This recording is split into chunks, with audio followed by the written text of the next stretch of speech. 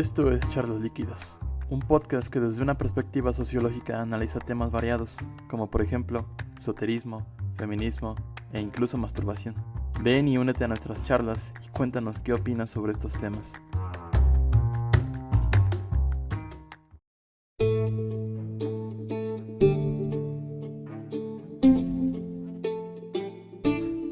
Hola, bienvenidas y bienvenidos a un episodio más de su podcast Charlas Líquidas. ¿Cómo están, amiguitos?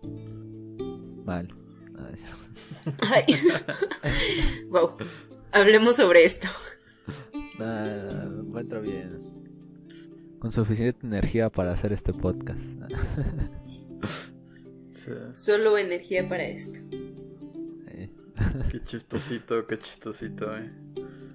Ahí queriendo romper el hielo. Está bien. Pero dejando los chistes a un lado, ¿no? Nada, es cierto. Siempre hay espacio para el humor en este podcast.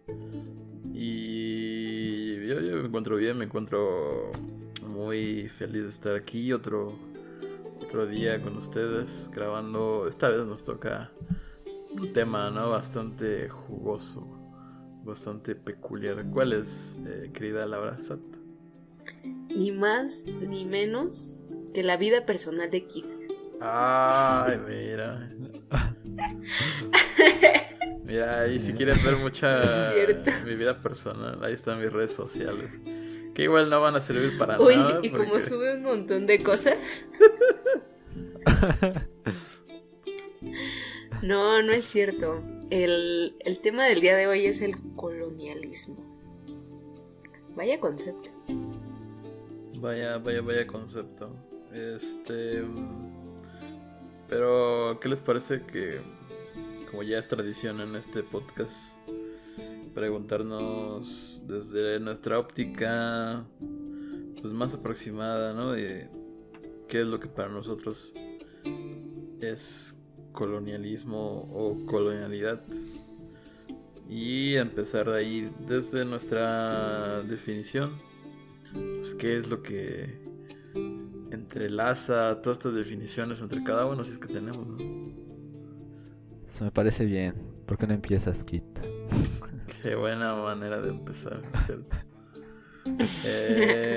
Pues mira, fíjate que antes de empezar el podcast y darnos este pequeño tiempo de reunir información acerca del tema, pues no desperdicié este valioso tiempo, ¿no? Y me puse a buscar, ¿no? ¿Qué es lo que nos hallamos al encontrarnos este tema? Este concepto, básicamente. Y con lo que me quedo principalmente, de todo lo que he buscado y leído, quizá no específicamente y exhaustivamente, pero sí que tiene que ver bastante con este fenómeno que hubo, bueno, en siglos pasados, con estas grandes, llamémosle imperios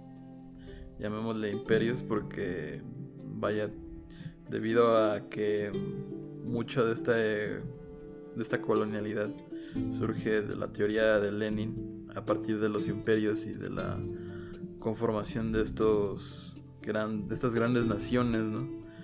A la hora de buscar y expandir su territorio a través de colonias, ¿no? Esta colonización, o lo que muchas de estas personas que son de estos imperios, o bueno, de estos antiguos imperios, les gusta llamar como descubrimiento o civilización, ¿no? Llevar esta civilización tiene que ver con bastante este atuendo y como caracterización de llevar la civilización, de llevar el conocimiento y de llevar sobre todo la verdad a estas colonias que acaban de descubrir, ¿no? De nuevo, entre comillas, pero que hoy en día tenemos bastantes formas de responder a este término de colonialización, de colonialidad, y vaya, me gustaría ahondar un poco más, pero también quiero escucharlo a ustedes. ¿Qué es lo que para ustedes significa este término?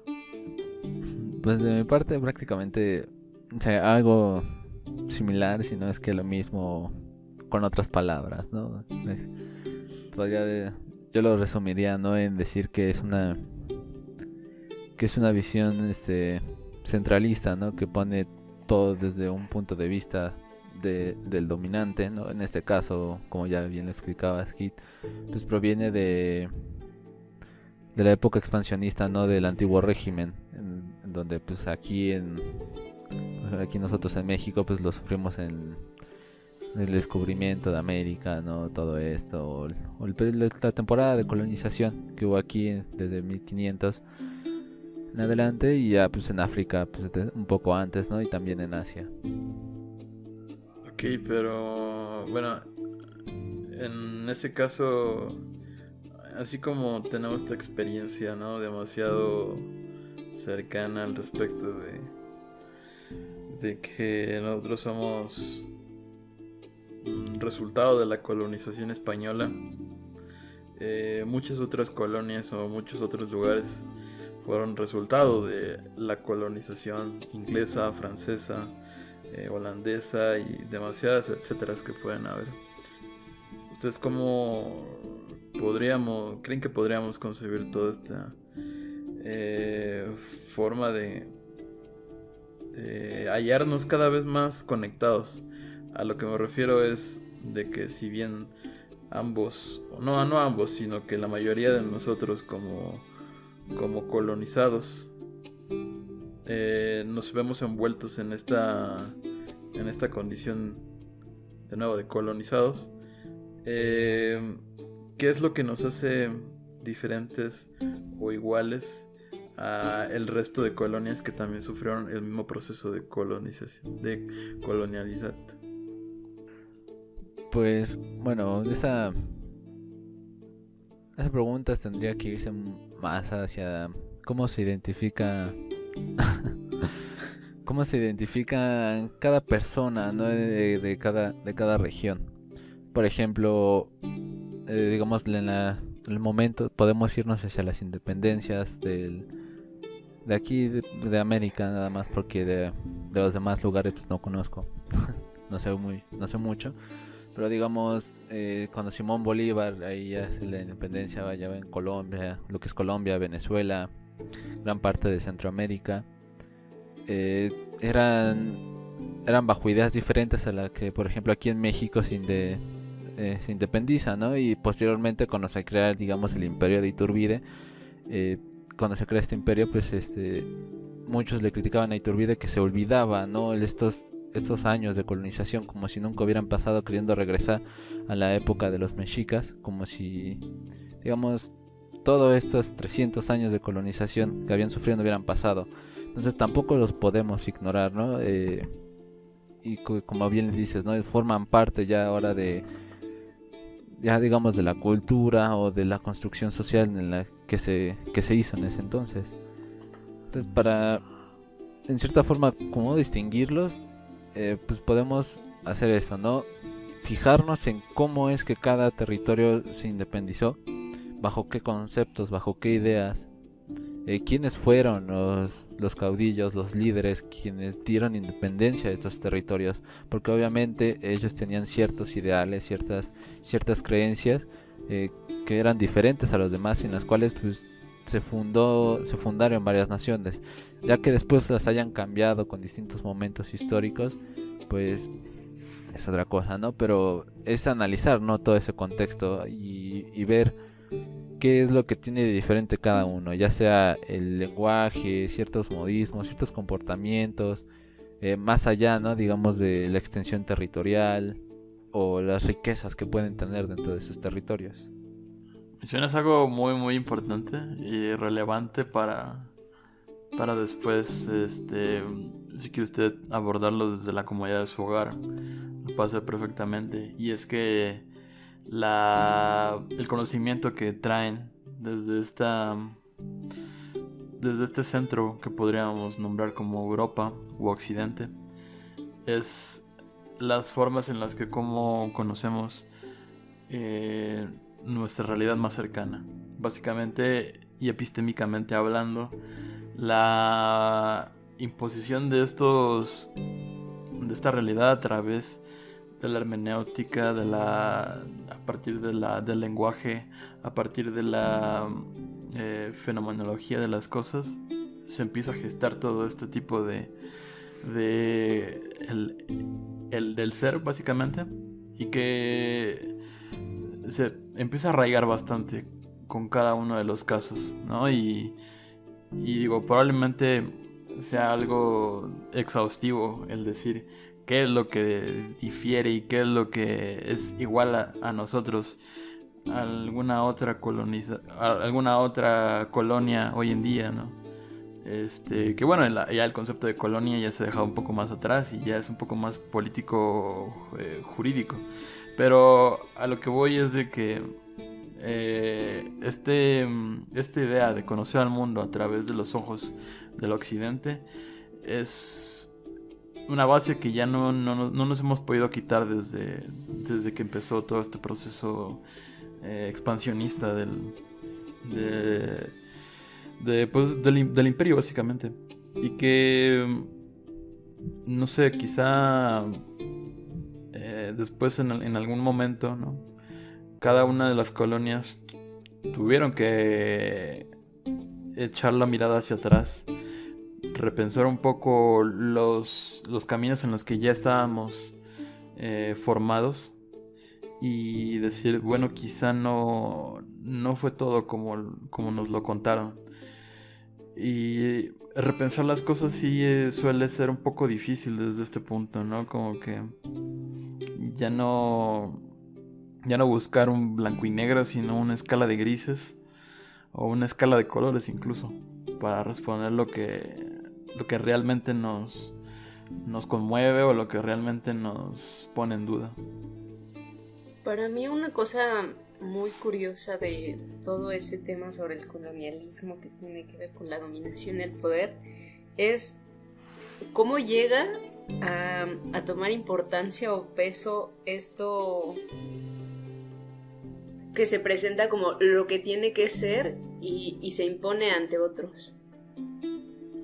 Como que nunca he comprendido del todo cómo es posible que algo tome tanta fuerza y desplace creencias y prácticas que llevan muchísimos años gestándose en un mismo lugar. Pues de primeras podríamos hablar acerca de lo violento que pudo haber sido el proceso, ¿no? Civilizatorio, ¿no? Como le dicen ellos. Porque el creer en una religión, el creer en un lenguaje y el creer en una visión de vida, más que un convencimiento, fue una imposición. Y una imposición que años después se tradujo, por ejemplo, ahorita que lo que acabas de hablar acerca de estas creencias religiosas, el caso latinoamericano que tenemos al respecto, que es la teoría de la liberación, teología de la liberación, mejor dicho, tiene que ver bastante con una reformulación de los caracteres religiosos a través de una vía política, como una resolución política de los problemas y de una forma, vaya, como pensar de otra manera la religión que siempre nos han contado, que la Biblia sí es simplemente no solamente es un texto sumamente antiguo, sino que es sumamente reinterpretativo, y porque es reinterpretativo puede llegar a tener y esos tintes como políticos se pueden volver a volcar a diferentes factores, ¿no? Sociales y etcétera. A mí me parece bastante valioso esta resignificación y revaloración de los términos religiosos, al menos en estas décadas, cuando más está presente esta teología de la liberación. Pues fíjate que parte de esta transición de en este caso de religión, digamos en la época de la colonia, para que los indígenas aceptaran esta nueva religión, además de ponerlos a ellos de forma casi esclavizada a construir los templos religiosos, o sea, las iglesias, pues también nos ponían a veces a pintar o esculpir las estatuas, ¿no? Y en estas formas que ellos esculpían o hacían las pinturas, ellos escondían ciertos símbolos que para ellos eran de su religión, ¿no? Ya sea mexica, maya, lo que ellos creyeran, escondían ciertos símbolos o ciertos significados dentro de estas mismas pinturas, o los rostros los dibujaban diferentes, algunos para seguir viendo ellos su cultura todavía, y al momento de que, digamos, los pusieran a rezar, ellos estarían rezando, adorando a esos símbolos que ellos escondieron ahí. Entonces, digamos, en cierta forma esto, más allá de generar como una pequeña resistencia, como que empezó a generar una especie de transición en este aspecto, ¿no? Seguiría siendo invasiva, pero al menos ya no tanto, ¿no? Digamos, para las nuevas generaciones de estos pueblos indígenas, pues ya tal vez irían perdiendo ciertos significados de ciertos símbolos o de ciertas palabras, y al momento de ver, digamos, a sus padres, abuelos, adorar a estos símbolos ocultos junto con otros que están más grandes y más visibles, pues podrían generar confusiones, ¿no? Y hacer que la transición fuera un poco más amigable cada generación. Claro, eso no le quita el hecho, ¿no?, violento de decir que llegamos, quitamos tus tierras y te decimos que todo lo que has hecho está mal, ¿no? Esta suerte de sincretismo, ¿no? Que así le suelen mencionar, como acoplamiento de estas figuras religiosas que estuvieron en el momento de la colonización y que no quedaron intactas después de esta colonización, pero sí que fueron yendo transformándose y al menos como que sí tuvo que ver bastante con este proyecto civilizatorio de nuevo que se planteaban, que incluso podríamos, ¿no?, de nuevo plantearnos acerca de esta pregunta tan cotidiana que incluso nos dan a aprendernos en las escuelas, que es la fecha de la colonización americana, ¿no? El famosísimo Cristóbal Colón, bueno, no voy a ahondar bastante en ese cuento porque probablemente ya esté tan asqueado de él, que es sumamente repetitivo, que habrá llegado en estas caravanas, ¿no? Pero que al fin y al cabo, después de todo este debate de por qué se le puso América, de por qué, cómo es que llegaron, cómo es que lograron derrotar al imperio indígena más fuerte dentro de esa zona, tenemos esta noción acerca del descubrimiento de América como una especie de luz que se prende en un cuarto oscuro, y luz que se prende en un cuarto oscuro y que nos traen en ese momento conocimiento, que nos traen en ese momento cultura, que nos traen en ese momento religión y demás, que probablemente dices, vaya, que acaso ni siquiera podíamos pararnos sobre dos patas, acaso, antes de la llegada de este señor. No éramos absolutamente nada. Ajá, éramos totalmente inútiles, así como lo mencionamos en el capítulo anterior. Pero pues no fue así. Muchos de los pensadores que tratan acerca de este tema y acerca de esta pregunta hablan al respecto de un redescubrimiento de América, o un redescubrimiento de este continente que ni siquiera era planeado, ni siquiera era objetivo de descubrir para estas personas. ¿Ustedes qué piensan de este dilema, de esta pregunta? Son como esos de no hay nada que celebrar el 15 de septiembre. Pues interesante. Mira, voy a conectar, digamos, mi respuesta a esta pregunta que nos haces con otro comentario que hacías antes sobre el conocimiento. Digamos, una de las ¿cómo llamarlo? Bueno, sí, ciencias que han generado polémica en cuanto a todo esto es la antropología, ¿no? Que si bien el objetivo de la antropología es adentrarse en una comunidad y descubrir, digamos, los rituales, por qué hacen ciertos comportamientos, además de su lenguaje, identificarlo y ver qué símbolos tienen, lo hacen a partir del conocimiento que ya tienen previo. Es decir, se hace una especie de comparativa en donde, digamos, el antropólogo va ya con una cultura, una construcción ya hecha del mundo, y van a averiguar otra construcción del mundo, pero la van a comparar con la que ellos ya conocen o las que ya conocen, ¿no? Haciendo imparcial, digamos, esta nueva visión del mundo. Claro que es difícil, ¿no? Abstraerse uno, incluso como científico social, de cualquier ámbito, y decir y no ir con ciertas preconcepciones algunas cosas, ¿no? Y en este caso que mencionas, este descubrimiento de América, pues obviamente al momento de descubrirlo y ver que existe civilizaciones que adoran a otros dioses o otras deidades o lo que ellos llamaron que eran los demonios, pues ellos quieren interpretarlo a través de lo que ya conocen.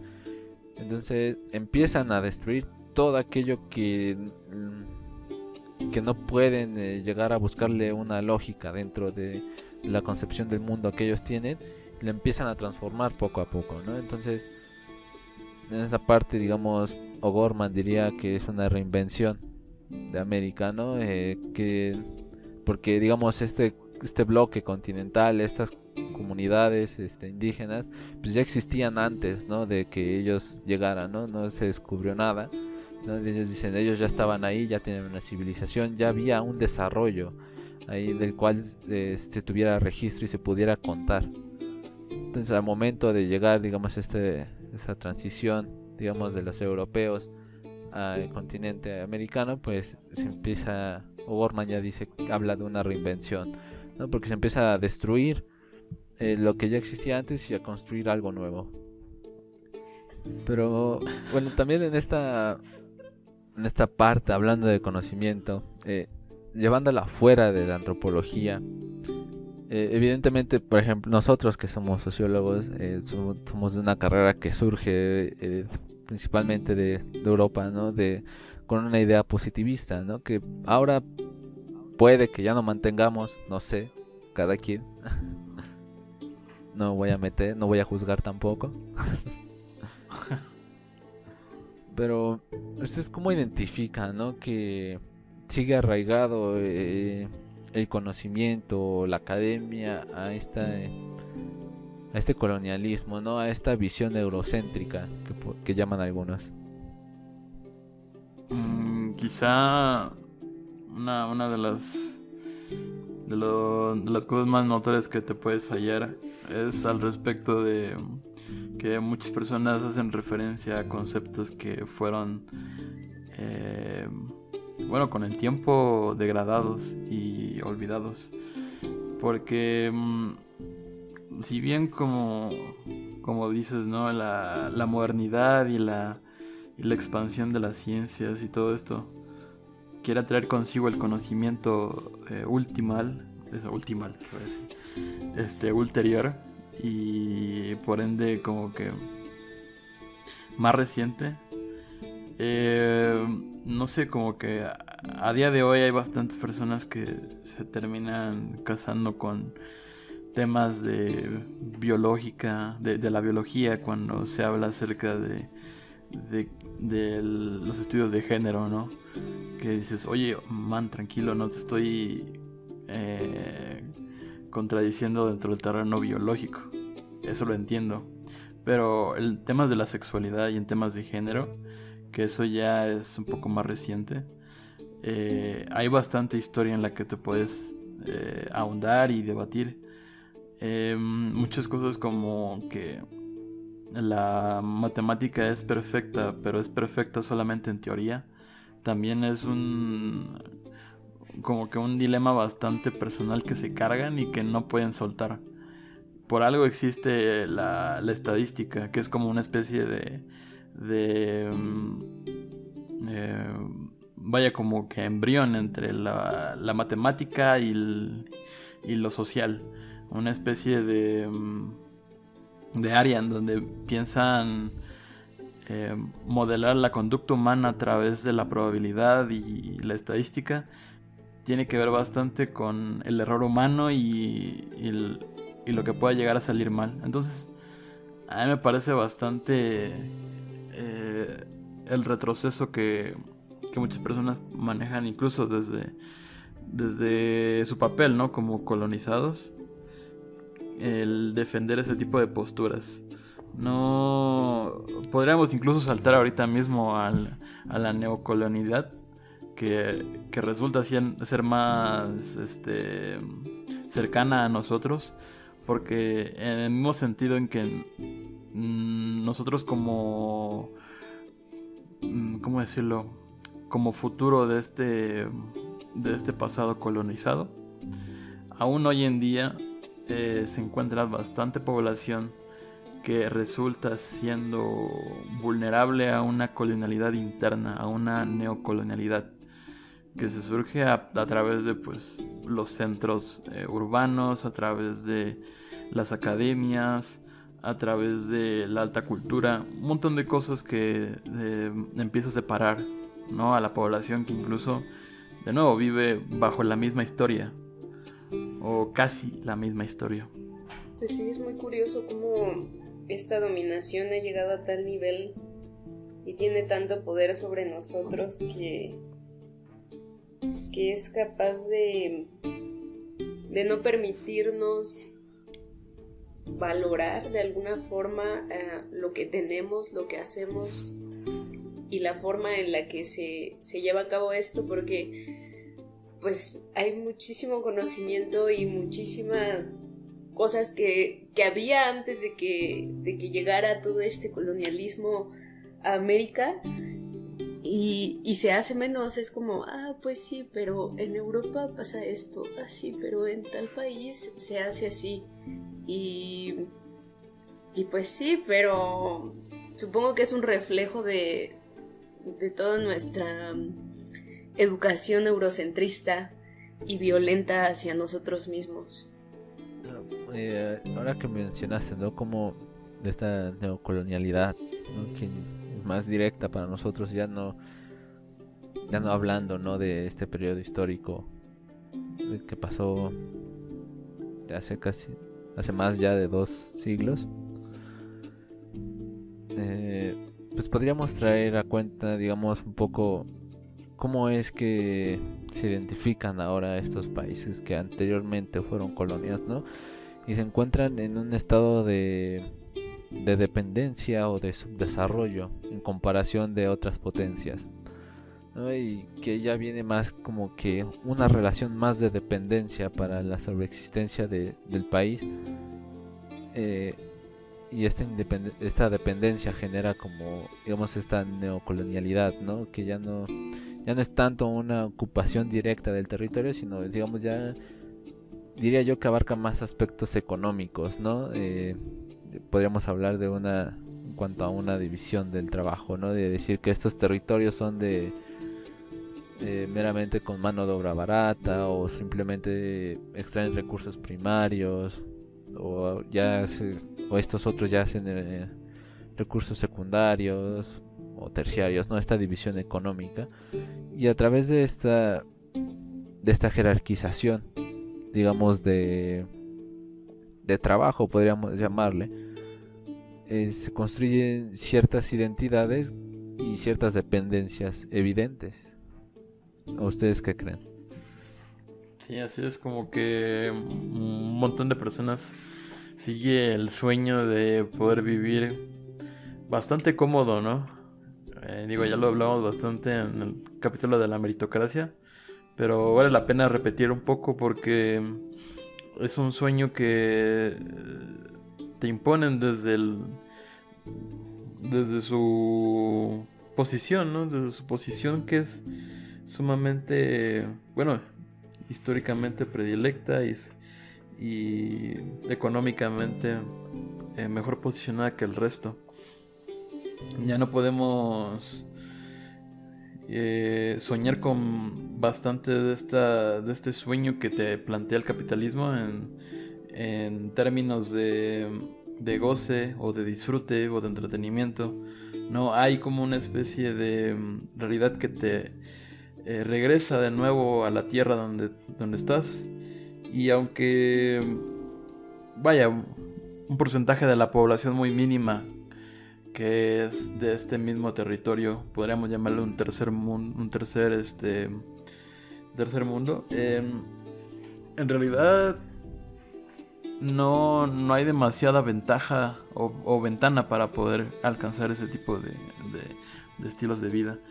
Lo que sí hay es, de nuevo, seguir esperanzado en alcanzar algún modo este tipo de vida, y que, bueno, tenemos en las estadísticas ecológicas bastante preocupación, ¿no? Porque no hay suficientes recursos para cubrir la demanda que ocurre y que acaece a día de hoy, y que ustedes lo han escuchado en algunas que otras titulares, ¿no? Que hay que pedir recursos a una especie de reserva que, analíticamente hablando, es sobreexplotar lo que ya está sobreexplotándose.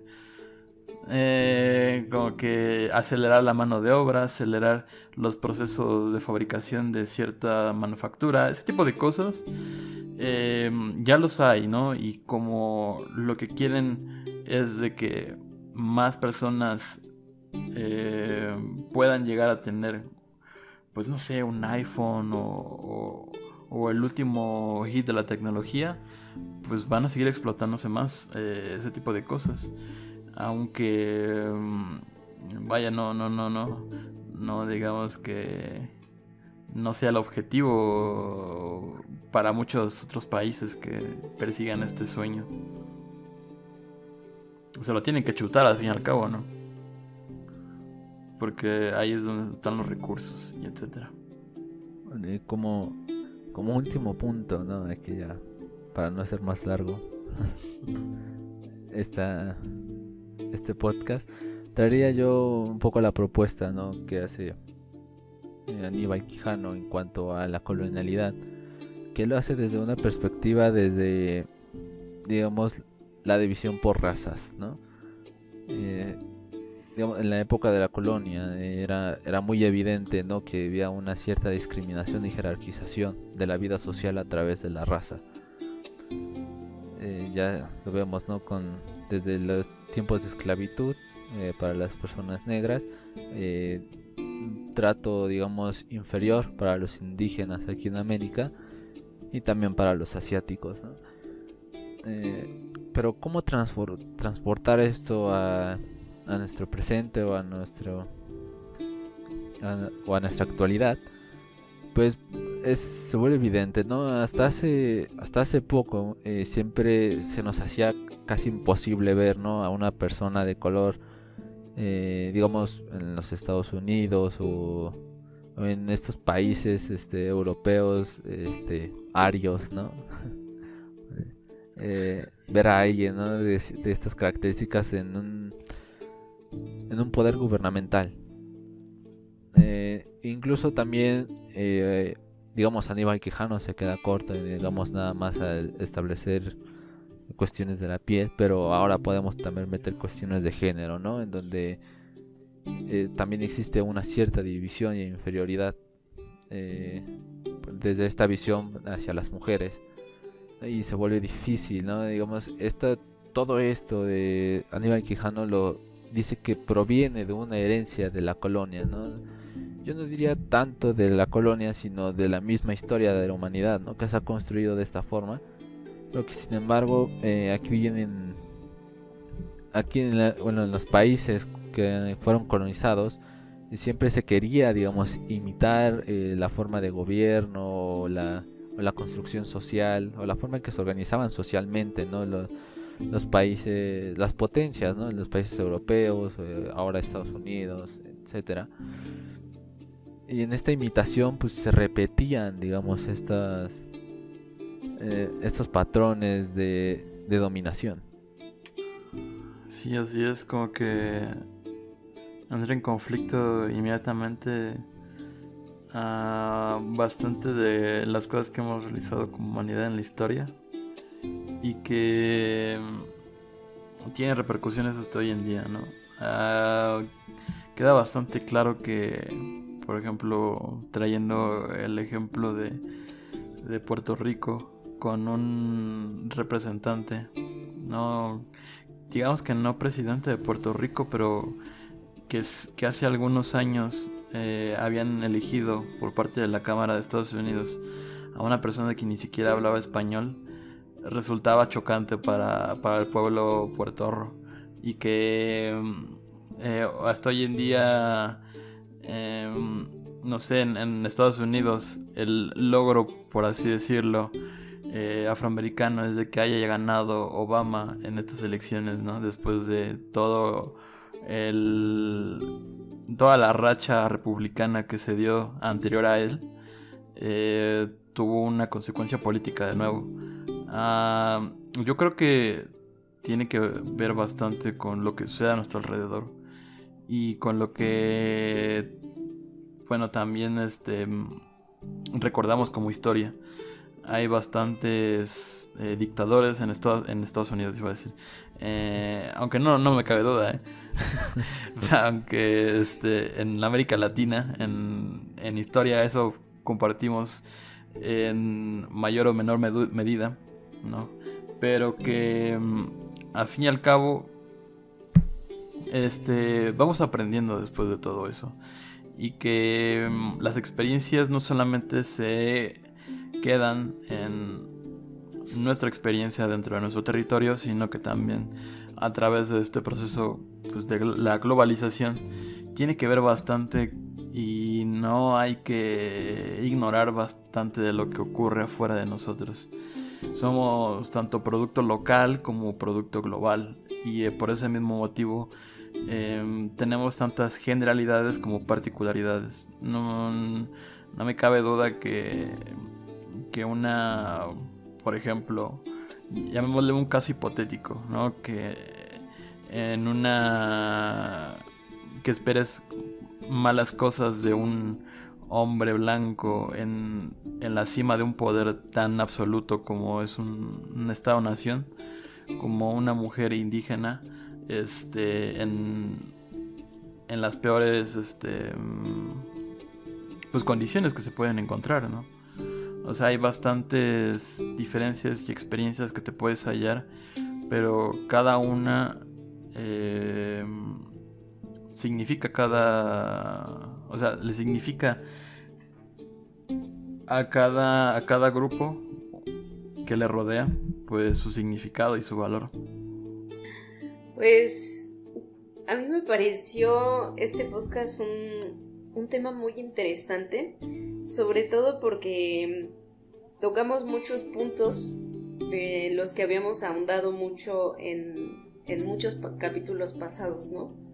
Fue como un tema puntual en el que se retomaron muchos conceptos, y me voy feliz porque pues siempre pensar en la historia y en procesos que nos han traído a donde estamos, cómo estamos, y cuestionarlos y recuestionarlos todo el tiempo es muy interesante, pues porque salen diferentes cosas con el paso del tiempo, ¿no? Pues ahí lo tienen, amigos y amigas. No queda más que seguir peleándonos con el pasado y seguir cuestionando el presente que vivimos, ¿no? Obviamente Se vale llorar todas las noches. Exacto, se vale. Pero no, que no quede ahí la esperanza, ¿no? De nuevo, se siguen habiendo pues, reformulaciones y posturas incluso postcoloniales de una decolonización que más que a cualquier persona sí le llega a impresionar el nivel crítico que se puede hallar, ¿no? De una crítica postcolonial a través de las producciones culturales, ¿no? Que se llevan a cabo en nuestro territorio o en territorio colonizado. Hay bastantes joyas y me atrevería a decirles, pero pues pueden buscar ustedes perfectamente. Ustedes son libres de hacerlo, no tienen ningún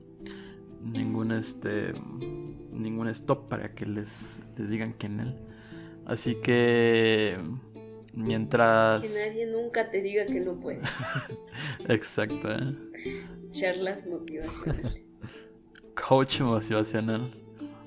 Pero pues eso fue todo por hoy. Pues ahí nos pueden seguir en nuestras redes sociales, todo lo que quieran, comenten, den like y obviamente se aprecia bastante los compartidos. Nos vemos, hasta la próxima. Adiós.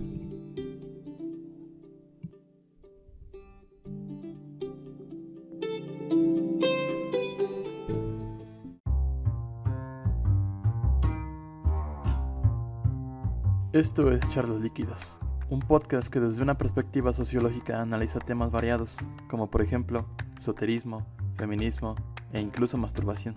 Ven y únete a nuestras charlas y cuéntanos qué opinas sobre estos temas.